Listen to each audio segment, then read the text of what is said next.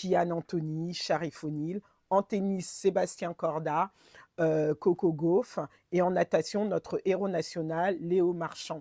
En athlétisme, Noah Lyles, et au Cameroun, pays dont je suis originaire, Joachim Noah, qui n'est autre que le fils de Yannick Noah. Qu'est-ce qu'ils ont tous? Ben, ils ont tous en commun un patrimoine sportif héréditaire, des réseaux d'élite, des accès précoces aux meilleures infrastructures et une présence médiatique constante. Le sport de haut niveau, c'est devenu une aristocratie du muscle.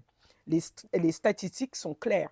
En NBA, par exemple, un rookie sur 5 est fils d'un ancien joueur ou d'un coach NBA. Pour un enfant des quartiers, donc, accéder au sport de haut niveau est presque mission impossible. En effet, bah, il faut payer des stages de 500 à 3 000 euros l'an, acheter du matériel de haut de gamme, voyager tous les week-ends, se libérer bah, des contraintes professionnelles pour les parents.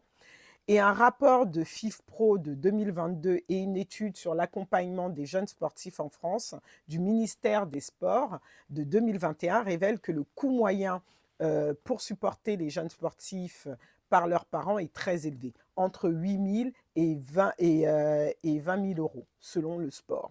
Et tout ça sans aucune garantie d'atteindre le haut niveau.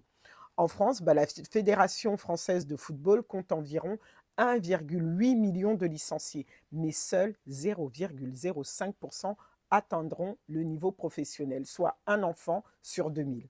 À l'inverse, selon l'INSEE et l'Observatoire de la vie étudiante, qui dépend du ministère de l'Enseignement supérieur et de la Recherche, un enfant issu de classe populaire a 0,7% de chance de devenir médecin. Cela peut sembler peu, mais c'est 14 fois plus probable que de devenir footballeur professionnel.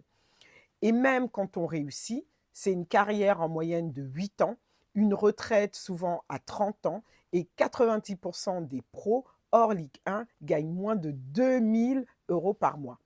Des reconversions sont difficiles, et sans compter les blessures chroniques et l'isolement mental.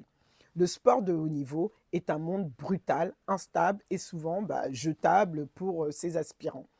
Oui, bah, le sport peut inspirer, mais aujourd'hui, il est réservé à ceux qui ont déjà les moyens.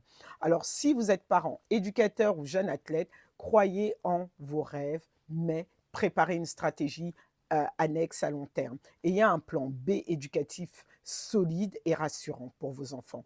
Parce que dans un monde inégal, le vrai ascenseur social, selon moi, reste encore l'éducation.